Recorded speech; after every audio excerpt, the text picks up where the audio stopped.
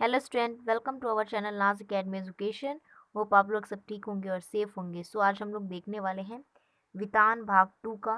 NCERT का हिंदी है ये हमारा, और क्लास 12th का फर्स्ट चैप्टर है सिल्वर वेडिंग, जिसके लेखक है मनोहर श्याम जोशी।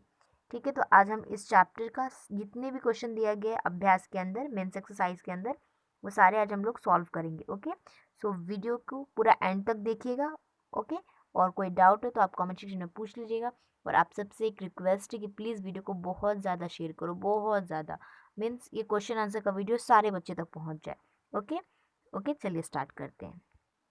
ओके, तो जब भी आप मेरी वीडियोस देखते हो तो सबसे पहले आप अपनी नोटबुक और पेन जो है उसको ले लीजिए। ठीक है, तो ताकि आप लिख सको।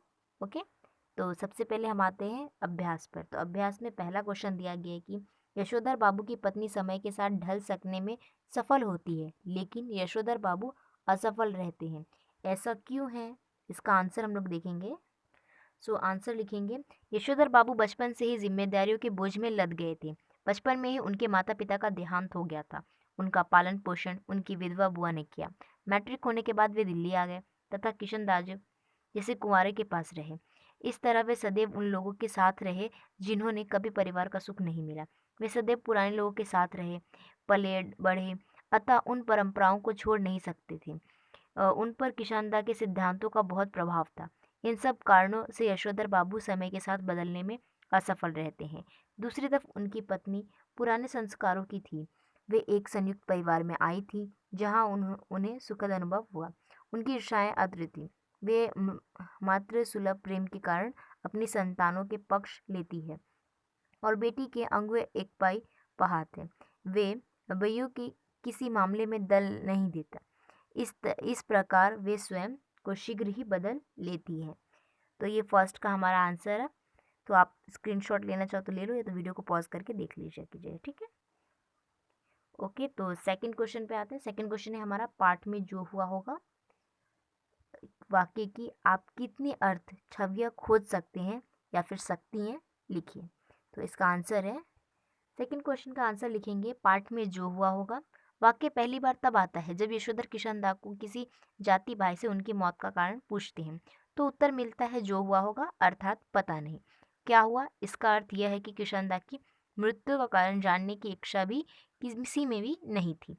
इससे उनकी हीन दशा का पता चलता है।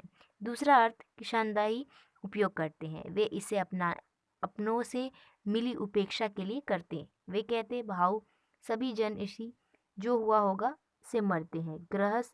गृहस्थ हो, ब्रह्मचारी हो, अमीर हो, गरीब हो, मरते जो हुआ होगा से ही हो। हाँ हाँ, शुरू में और आखिर में सब अकेले ही होते हैं। अपना कोई नहीं ठहरा दुनिया में, बस अपना ही नियम अपना हुआ। शुरू और आखिर में कहने का मतलब ये है कि जब आप पैदा होते तब भी अकेले होते, और मरने के बाद जब आप मर जाते तब भी आप अकेले होते। तो ये दुनिया वाले सिर्फ एक लाइक इमेजिनेशन है जो आपके साथ नहीं होते हैं, वो यहाँ पे कहा गया है। ठीक है, तो सेकंड आंसर भी हमारा यहाँ पे कंप्लीट हो जाता है। सो नेक्स्ट क्वेश्चन देखते हैं। थर्ड क्वेश्चन है, सम हाउ इम्प्रॉपर वाक्यांश का प्रयोग यशोधर बाबू लगभग हर वाक्य के प्रारंभ में तकिया कलाम की तरह करते हैं। इस वाक्यांश का उनके व्यक्तित्व और कहानी के कथ्य से क्या संबंध बनता है? आंसर लिखेंगे थर्ड का। यशोधर बाबू सम हाउ इम्प्रॉपर वाक्यांश का प्रयोग तकिया कलाम की तरह करते हैं। उन्हें जब कुछ अनुचित लगता, मैं उन्हें ये खामियां, ठीक है, खामियां, वहाँ पे कामियां हो गया टाइपिंग में, इट्स मिस्टेक। ओके, लेकिन आप खामियां लिखेंगे। खामियां नजर आती है, वे नए के साथ तालमेल नहीं बैठा पाते, यह वाक्यांश उनके असंतुलन एवं अज व्यक्तित्व व्यक्तित्व है। ठीक है, अर्थ प्रश्न आता है। पाठ में अगस्थान पर समाहट इस पर ही वाक्यांश का प्रयोग हुआ है। पहला, दफ्तर में सिल्वर वेडिंग पर, स्कूटर की सवारी पर, साधारण पुत्र के असाधारण वेतन मिलने पर, अपनों से परोयपन का व्यवहार मिलने पर, डीडीए फ्लैट का पैसा न भरने पर, पुत्र द्वारा वेतन पिता को न दिए जाने पर, खुशहाली में रिश्तेदारों की उपेक्षा करने पर, पत्नी के आधुनिक बनने पर, शादी के संबंध में बेटी के निर्णय पर, घर में सिल्वर वेडिंग पार्टी पर, केक काटने की विदेशी परंपराओं पर आदि। कहानी के अंत में यशोधर के व्यक्तित्व की सारी विशेषताएं सामने उभर कर आती है। वे जमाने के हिसाब से अप्रासंगिक हो गए हैं। यह पीढ़ियों के अंतराल को दर्शाता है। तो ये आंसर हो गया हमारा थर्ड का। ओके, फोर्थ क्वेश्चन है, यशोधर बाबू की कहानी को दिशा देने में किशनदा का महत्वपूर्ण भूमिका रही। आपके जीवन को दिशा देने में किसका महत्वपूर्ण योगदान रहा और कैसे? तो इसका आंसर ना आप लोग मुझे स्पेशली कमेंट में लिख कर देंगे, ठीक है। कि जैसे कि यहाँ पे यशोधर का एग्जाम्पल दिया गया है कि यशोधर बाबू की कहानी में जो सही मार्गदर्शन करने में उन जो किशनदा थे उनका हाथ था, ठीक है, उनका महत्वपूर्ण भूमिका था। तो जो योर लाइफ की जिंदगी में किसका सबसे इम्पोर्टेंट रोल रहा है, वो कौन है, ठीक है, आप कमेंट सेक्शन में ज़रूर लिखेंगे, ठीक है। कैसे का नहीं, बट कौन है ये ज़रूर लिखना। ओके, चलिए देखते कौन देता है इसका आंसर। ओके, फिलहाल मैं इसका आंसर बताती हूँ चौथे का। फोर्थ का आंसर लिखेंगे, यशोधर बाबू की कहानी को दिशा देने में किशनदा की महत्वपूर्ण भूमिका रही। मेरे जीवन पर मेरे बड़े भाई साहब का प्रभाव है। वे बड़े शिक्षाविद हैं। उन्होंने हर परीक्षा प्रथम श्रेणी में उत्तीर्ण की थी। उन्होंने कई विषयों का गहन ज्ञान है। परिवार वाले उन्हें डॉक्टर बनाना चाहते थे, परंतु उन्होंने साफ मना कर दिया तथा शिक्षक बनना स्वीकार किया। आज वे विश्वविद्यालय में हिंदी के प्रोफेसर हैं। उनके विचार व कार्यशैली ने मुझे प्रभावित किया। मैंने निर्णय लिया कि मुझे भी उनकी तरह मेहनत करके आगे बढ़ना है। मैंने पढ़ाई में मेहनत की तथा अच्छे अंक प्राप्त किए। मैंने स्कूल की सांस्कृतिक गतिविधियों में भी भाग लेना शुरू कर दिया। कई प्रतियोगिताओं में मुझे इनाम भी मिले। मेरे अध्यापक प्रसन्न हैं। मैं बड़े भाई की सरलता व सादगी से बहुत प्रभावित हूँ। तो ये फोर्थ का आंसर है। ओके, तो हमारा फिफ्थ क्वेश्चन आता है, वर्तमान समय में परिवार की संरचना स्वरूप से जुड़े आपके अनुभव इस कहानी से कहाँ तक सामंजस्य बिठा पाते हैं? तो इसका आंसर देखेंगे। सो फिफ्थ का आंसर लिखेंगे हम लोग। इस कहानी में दर्शाए गए परिवार के स्वरूप और संरचना आज भी लगभग हर परिवार में पाई जाती है। संयुक्त परिवार प्रथा समाप्त हो रही है। पुरानी पीढ़ी की बातें या सलाह को नई पीढ़ी सिरे से नकार रही है। नए युवा कुछ नया करना चाहते हैं, परंतु बुजुर्ग परंपराओं के निर्वाह में विश्वास रखते हैं। यशोधर बाबू की तरह आज का मध्यम वर्गीय पिता विवश है। विवश का मतलब होता है मजबूर, लाचार, ठीक है। वह किसी विषय पर अपना निर्णय नहीं दे सकता। निर्णय यानी कि जो डिसीजन होता है वो। माताएं बच्चों के समर्थन में खरी नजर आती हैं। आज बच्चे अपने दोस्तों के साथ पार्टी करने में अधिक खुश रहते हैं। वे आधुनिक जीवन शैली को ही सब कुछ मानते हैं। लड़कियां फैशन के अनुसार वस्त्र पहनती हैं। यशोधर की लड़कियां उसी का प्रतिनिधित्व है। अतः यह कहानी आज लगभग हर परिवार की है।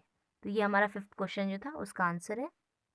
ओके, तो सिक्स्थ क्वेश्चन ये है कि निम्नलिखित में से किसे आप कहानी की मूल संवेदना कहेंगे या कहेंगी और क्यों कहेंगी? तो ये बताना है। तो क दिया गया है, हाशिए पर धकेले जाते मानवीय मूल्य। दूसरा है पीढ़ी का अंतराल और तीसरा है पश्चाताप संस्कृति का प्रभाव। चलिए देखते हैं इसका आंसर। सिक्स्थ का आंसर लिखेंगे, इस कहानी में मानवीय मूल्य, भाईचारा, प्रेम, रिश्तेदारी, बुजुर्गों का सम्मान आदि को हाशिए पर दिखाया गया है। यशोधर पुरानी परंपराओं के व्यक्ति हैं, जबकि उनके बच्चे पाश्चात्य संस्कृति से प्रभावित हैं। वे सिल्वर वेडिंग जैसी पाश्चात्य परंपराओं का निर्वाह करते हैं। इन सब के बावजूद यह कहानी पीढ़ी के अंतराल को स्पष्ट करती है। यशोधर बाबू स्वयं पीढ़ी के अंतराल को स्वीकार है। वे मानते हैं कि दुनियादारी के मामले में उनकी संतान व पत्नी उससे आगे है। वो पुराने आदर्शों है, वह मूल्य जुड़े हुए हैं। ऑफिस में भी कर्मचारियों के साथ ऐसे ही संबंध बनाए हुए हैं। चड्डा की चौड़ी मोहरी वाली उन्होंने समहाउ इम्प्रॉपर लगती है। उन्हें अपनी बीवी व बच्चों का रहन सहन भी अनुपयुक्त जान पड़ता है। वे जिन सामाजिक मूल्यों को बचाना चाहते हैं, नई पीढ़ी उनका पुरजोर विरोध करती है। नई पीढ़ी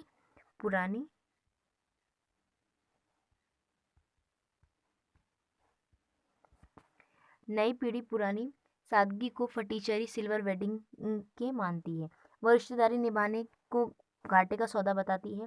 इन्हीं सब मूल्यों का प्रभावित होकर यशोधर बाबू के पिता के लिए नया गाउन लाते हैं, ताकि फटे फूलों से उन्हें शर्मिंदा ना होना पड़े। उन्हें अपने मान सम्मान की मशक़ नहीं। अतः यह कहानी पढ़ के अंतराल कहानी कहता है और बाह कहान मूल्य संवेदना है। ओके, तो सिक्स क्वेश्चन हो गया। सेवन क्वेश्चन ये है कि अपने घर और विद्यालय के आसपास हो रहे उन बदलावों के बारे में लिखें जो सुविधाजनक और आधुनिक होते हुए भी बुजुर्गों को अच्छे नहीं लगते। अच्छा ना लगने का क्या कारण होगा? ये तो क्या कारण होंगे? तो बहुत सारे ऐसे रीज़न हैं, मतलब बहुत सारे ऐसे बदलाव है जो हमारे एनवायरनमेंट में है, बट अच्छी है वो चीज़ें, बट सब मतलब जो हमारे बुजुर्ग हैं हमसे बड़े उनको अच्छी नहीं। सबसे पहली बात तो ये मोबाइल, यही होगा सबसे पहले। दिन भर मोबाइल चलाते रहते हो, पेरेंट्स ये बोलते हैं।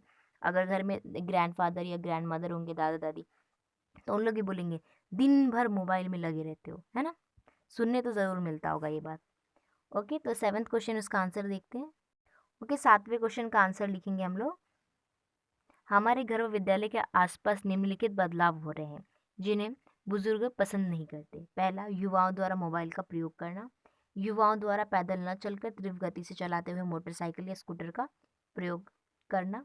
तीसरा, लड़कियों द्वारा जींस व शर्ट पहनना। चौथा, लड़के लड़कियों की दोस्ती व पार्क में घूमना। खड़े होकर भोजन करना। तेज आवाज में संगीत सुनना, यानी कि म्यूजिक सुनना। ओके, तो आप इन सब में से कौन कौन से काम करते हो जिसकी वजह से डांट पड़ती है, चैट सेक्शन में लिखना मत भूलना, ठीक है? तो ये हमारा 7 क्वेश्चन का आंसर है। ओके, आगे कंटिन्यू करेंगे। बुजुर्ग पीढ़ी इन सभी परिवर्तनों का विरोध करती है। उन्हें लगता है कि ये हमारी संस्कृति के खिलाफ है।